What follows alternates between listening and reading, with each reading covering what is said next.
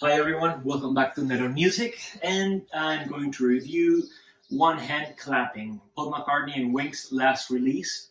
It's an album released in 2004, and it's a live studio performance by the band Wings in 1974. It was actually a video that was released back in the day, but the studio album had never materialized. The idea was to release sort of a live studio album, but it never actually happened. And what's particular about this album is that it showcases one of Wings' most shortest lived formation because it includes drummer Geoff Britton, who's an amazing drummer, but he just stood for the recording of single Junior's Farm, and then he was kicked out of the band or he quit.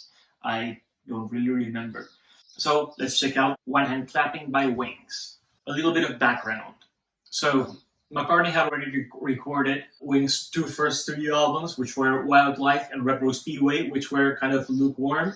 And then when he wanted to move to Africa for a couple of months to record their next production, 2 out of the 5 members of Wings quit. So it was down to Paul, Linda, and Denny Lane. And they went to Africa, recorded the album Band on the Run, which was the most amazing album by Wings up to that point. So when they came back, McCartney was sure he wanted to start working on a full band again because he wanted to start working on promotion tours, to start playing live again. So first they got Jimmy McCulloch on lead guitar. He was a very, very young guy and an amazing guitar player.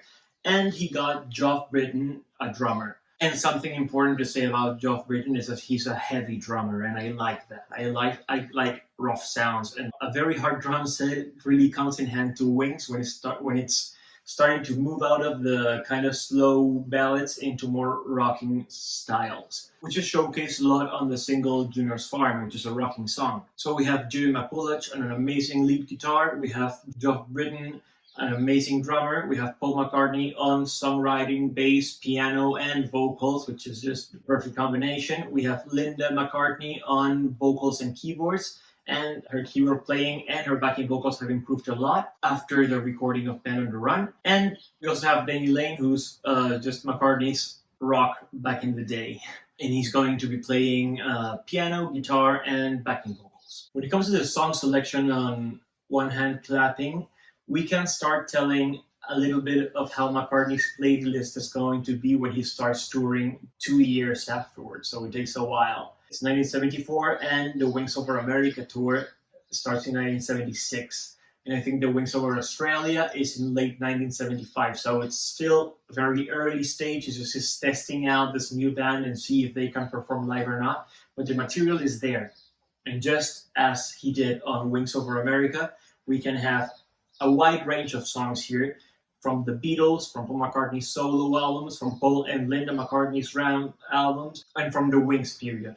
As I said before, the band is looking to rock more. I think McCartney's already focusing on stadium rock to start playing live. So we have very loud tracks that involve the whole band, and then we have the piano bits where McCartney plays alone. We have the soft ballads or acoustic ballads like Bluebird, which are just amazing. Again, it's a whole range of different sections, but we all know already Paul McCartney and how he works. He always has the acoustic section. We always have the piano-led section. Even it could be like rock piano or soft ballad piano, especially the soft ballad piano is usually the one where he performs Beatles songs. And now we have the hard rocking full band songs that are mostly Wings tracks. Some songs stand out more than others because there's a huge section of a lot of songs where it's just McCartney playing around the piano, singing a little bit of each song, a little bit of Let It Be, a little bit of Long Winding Road, but does not finish playing it. The band doesn't finish joining in.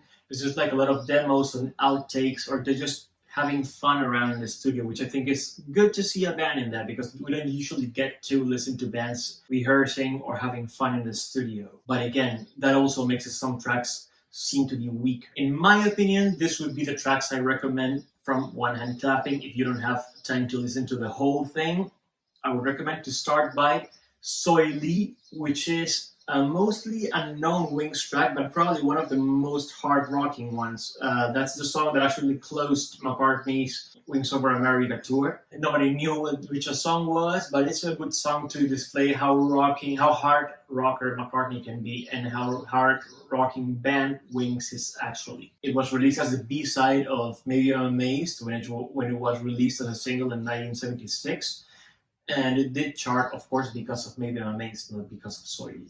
But the version they play on One Hand Clapping is really good. You get to hear Wings at the full potential. In a very same vein would be Junior's Farm, the recently released single, which was again a number one topping hit, and the band does an amazing job performing it. And I don't think we ever got to listen to Wings perform Junior's Farm live. I'm not sure if it was included on the Wings Over Australia tour, but this would be like the very first approach we get to listen to Junior's Farm live, and it's one hell of a song. Sounds really good. The same goes on for the Band on the Run tracks, which were already hits. Of course, Band on the Run itself and Let Me Roll It. And I think a standout track is definitely 1985, which is edited because I remember watching the video a very long time ago, and it was just McCartney on piano. But what they do now is start mixing the original track from the album with the full band with the McCartney piano tracks. So it starts with McCartney solo on the piano, and then the whole band joins in and does an amazing effect. I think it's really good. And the last track I mentioned would be Bluebird, because I really like Paul McCartney's soft ballads, especially when he sings with Linda and harmonizes. I think that sounds really good. Even though it's 2024, so it's been about 50 years after this was recorded, it did chart. The US, it reached number 74 on the billboards, and the UK, it reached position number 10. So I know it's McCartney, and whatever he releases, if he farts, is going to chart. But I think this album actually deserves to chart because Wings is an amazing band. It's never gotten the credit it deserves. And I think this album just displays how good of a band they were. When it comes to how historically relevant this album is, other than you get to get another close-up at McCartney at his creative top post-Beatles breakup, which of course is very important, it's also a look into what us Wings fans like to see the whole band working together and creating an amazing sound and working as a unit. It's very sad that Geoff Britton lasted so little. Apparently he was very uncomfortable with drug use, and Julia McWillich, the very young lead guitar player, was into heavy drugs.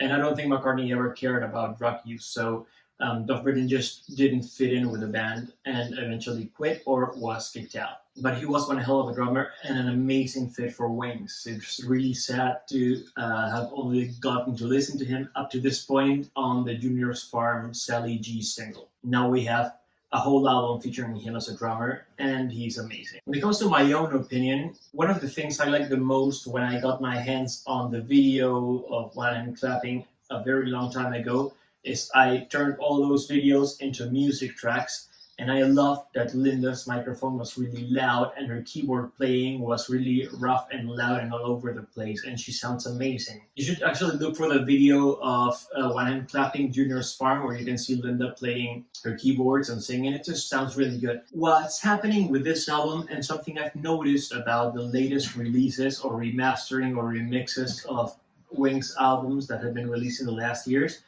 is that I think, if I'm not being paranoid, that they are lowering the volume of Linda's voice. So she's barely listenable on some tracks, even though I know and I remember her voice having much more presence. It happened on the last re-release of Wings Over America, where I think they added so much echo to her voice that she's very listenable. And I don't know what they've done on this album, but I don't like when they do that. I think, as Paul McCartney stated on the Wingspan DVD, Linda McCartney was the thrill of Wings. She was not a singer, she was not a musician, and yet she was singing and performing keyboards. So many people could consider her a weaker link, but she does her work and she does get better throughout the years. And this one was an example where she was really good. So I don't understand why they keep erasing her or trying to. I think One Hand Clapping is an album I'm glad they released. I'm really happy. I've been listening to it non-stop, especially Junior's Farm 1985. 1985, and Soily. I think it's already available on most of the music apps, so check it out and let me know what you think. See you in the next video. Feed your head.